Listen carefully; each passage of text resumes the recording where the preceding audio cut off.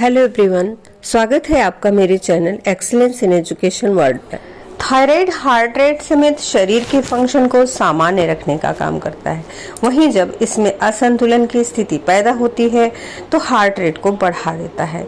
यह ग्रंथि सही तरीके से अपना काम करे, इसके लिए शरीर को आयरन, मैग्नीशियम और आयोडीन, जिंक, विटामिन बी, सी, डी और सेलेनियम की आवश्यकता होती है। इसे आप संतुलित आहार से प्राप्त कर सकते हैं। थायराइड की बीमारी आज के समय में दुनिया भर में बहुत सामान्य है। हमारे देश में भी थायराइड के हर दिन कई सारे मामले आते हैं और तेजी से बढ़ते जा रहे हैं। पुरुषों की अपेक्षा महिलाओं में यह बीमारी ज़्यादा होती है। थायराइड रोग पर विभिन्न अध्ययनों से एक अनुमान के अनुसार भारत में लगभग 42 मिलियन लोग थायराइड रोग से पीड़ित हैं। इस बीमारी के चपेट में सबसे ज़्यादा महिलाएं आती हैं। थायराइड एक हार्मोन नियामक ग्रंथि होती है। इसमें असंतुलन होने से हार्मोन का जरूरत से ज़्यादा कम या अधिक का उत्पादन होने लगता है।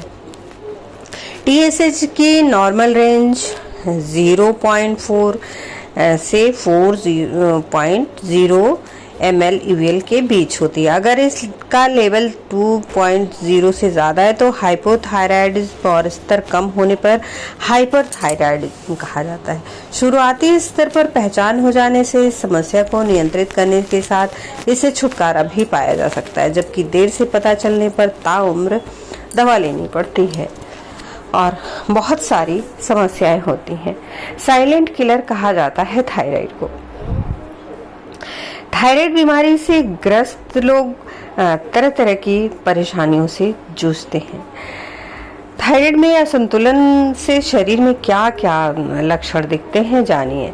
वजन का घटना, बढ़ना, गले में सूजन, मूड स्विंग होना, बाल झड़ना, कमजोरी, चिड़चिड़ापन, नींद न आना, गुस्सा होना, स्किन ड्राई होना, ठंड लगना, डिप्रेशन होना और परेशान रहना, अनायास ही दुखी रहना, ठंड लगना या अधिक गर्मी लगना, तो थायराइड के ये सारे लक्षण हैं। थायराइड में क्या क्या खाएं? थायराइड में आप आंवला खा सकते हैं। आंवले में संतरे से 8 गुना, अनार से करीब 17 गुना ज़्यादा विटामिन होता है, तो यह बालों के लिए अच्छा होता है। थायराइड ग्रंथि अगर अति सक्रिय हो गई है तो आंवला हार्मोन के उत्पादन को नियंत्रित कर राहत पहुंचाने का कार्य करता है। इसी तरह से कद्दू के बीज में मैग्नीशियम जस्ता एक समृद्ध स्रोत होता है, जो कि विशेष रूप से जस्ता शरीर में विटामिन और खनिजों को अवशोषित करने में मदद करता है।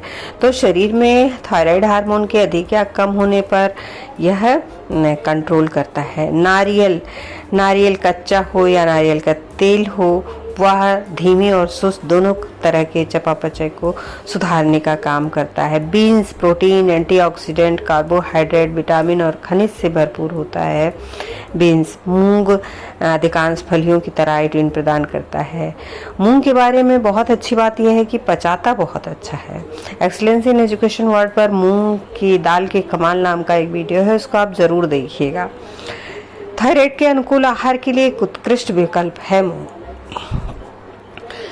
इसी तरह के कई सारे सुपर फूड्स हैं, जो फल हैं, सब्जियां हैं, जो कि आपको लेना चाहिए। थायराइड के लिए मटर, पत्तेदार साग, जामुन, गाय का दूध, छाछ का सेवन फायदेमंद होता है। वहीं कुछ चीज़ें परहेज भी करना होता है, जैसे गरिष्ठ भोजन ना करें। आजकल बहुत लोगों को ये समस्या हो गई है।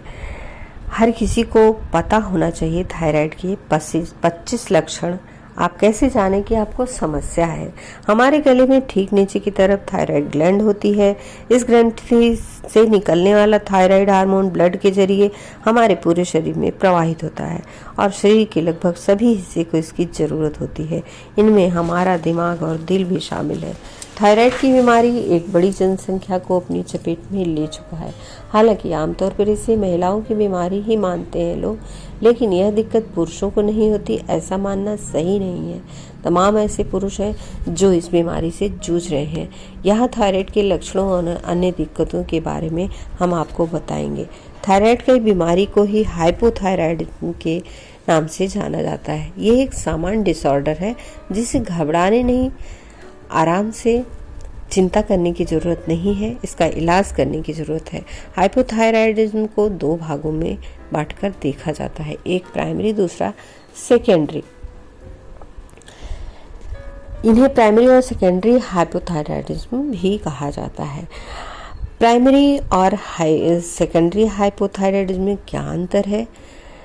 प्राइमरी हाइपोथायराइडिज्म जब तब होता है जब थायराइड ग्लैंड जरूरी मात्रा में थायराइड हार्मोन का उत्पादन नहीं कर पाता। ऐसी स्थिति में ज़्यादातर आयोडीन की कमी के कारण बनती है। सेकेंडरी हाइपोथायराइडिज्म उस स्थिति को कहा जाता है जब थायराइड ग्लैंड सही तरीके से काम नहीं करती, लेकिन पीयूष ग्रंथि और दिमाग का एक हिस्सा हाइपोथैलेमस सही ढंग से काम करे। इस बीमारी के लक्षण बहुत मामूली और अलग अलग मरीज में अलग अलग हो सकते हैं। कुछ सामान्य लक्षण जो हाइपोथायराइडिज्म के ज़्यादातर मरीजों में देखने को मिलते हैं। क्या क्या? त्वचा का ड्राई होना, आवाज़ मोटी होना, बाल तेजी से झड़ना, अजीब सी आवाज़ निकलना, लगातार कब्ज बने रहना, हमेशा आराम करने के बावजूद थका थका महसूस करना, मांसपेशियों में ऐंठन होना, मूड खराब रहना, हल्की सी भी ठंड बर्दाश्त न कर पाना, नींद आने की समस्या, नींद नहीं आती है या ज़्यादा आती है, माहवारी संबंधी दिक्कतें, मोटापा बढ़ना, स्तनों से अपने आप वाइट डिस्चार्ज होना, पसीना कम आना, त्वचा का रंग बदलना, त्वचा से ओज तेज खत्म हो जाना। कई बार हाइपोथायराइडिज्म के कुछ पेशेंट्स में डिप्रेशन, एंजाइटी, मेमोरी लॉस और दूसरे मेंटल डिसऑर्डर्स देखने को मिलते हैं। इस दौरान व्यक्ति अकेलेपन, सुस्ती और भावनात्मक रूप से खुद को कमजोर महसूस करता है। साथ ही वह डेली रूटीन से जुड़ी चीज़ों को याद करने में भी परेशानी महसूस करता है। हाइपोथायराइडिज्म के ढेर सारे लक्षण हैं जिन्हें आमतौर पर बीमारी के लक्षणों के रूप में नहीं समझा जाता। लोग मरीज को समझ नहीं पाते, जैसे धीरे बोलना, धीरे चलना, गले का बड़ा दिखना, बालों का रूखा बेजान दिखना, त्वचा में पीलापन दिखना, चेहरे के हाव भाव क्लियर न होना, जीभ का असामान्य आकार होना, दिल की धड़कनें बहुत हल्की महसूस होना। और भी तरह के थायराइड होते हैं जैसे हाशिमोटो थायराइड। ये होता है ऑटो इम्यून थायराइड डिजीज है जो ज़्यादातर मामलों में आयोडीन की कमी के कारण होती है। इसमें बीमारी में मरीज के शरीर की रोग प्रतिरोधक क्षमता खुद ही उसके शरीर की थायराइड ग्लैंड के खिलाफ हो जाती है। इसे ही हाशिमोटो थायराइडाइटिस कहते हैं। हाशिमोटो थायराइडाइटिस के कुछ खास लक्षण होते हैं जो इसे थायराइड संबंधी अन्य बीमारियों से अलग करते हैं, जैसे गले में सूजन, भारीपन महसूस होना, हर समय थका रहना, थायराइड ग्लैंड का बढ़ जाना, कभी कभी गले और गर्दन में तेज दर्द उठना। अमेरिकन थायराइड एसोसिएशन के अनुसार 35 साल की उम्र से थायराइड की जांच शुरू करा देनी चाहिए और हर 5 साल बाद 1 साल बाद इसकी जांच नियमित तौर पर करानी चाहिए ताकि इस गंभीर बीमारी से आप बच सकें। यह बात महिलाओं और पुरुषों दोनों के लिए है। हालांकि थायराइड डिजीज को महिलाओं से ही जोड़कर देखा जाता है, लेकिन ऐसा नहीं है, पुरुषों को भी होती है। लाइफ की कुछ खास परिस्थितियों में थायराइड की जांच अवश्य करानी चाहिए, जैसे प्रेगनेंसी हो, 60 साल से अधिक उम्र की महिलाओं, गर्भवती महिलाओं जिन्होंने गर्दन और सिर की रेडिएशन थेरेपी कराई है, जो लोग ऑटोइम्यून डिसऑर्डर से जूझ रहे हैं, जिनके ब्लड में थायराइड पैरासिटिस एंटीबॉडीज बनती हैं, जिनकी थायराइड बीमारी संबंधी फैमिली हिस्ट्री हो। अगर वक्त रहते हाइपोथायराइडिज्म का इलाज नहीं होता तो कई बार यह बीमारी व्यक्ति को कोमा की स्थिति में पहुंचा देती है, मृत्यु का कारण भी बन सकती है। वहीं अगर सही समय पर थायराइड से जूझ रहे बच्चों का इलाज ना कराया जाए तो मेंटली डिसऑर्डर हो सकते हैं।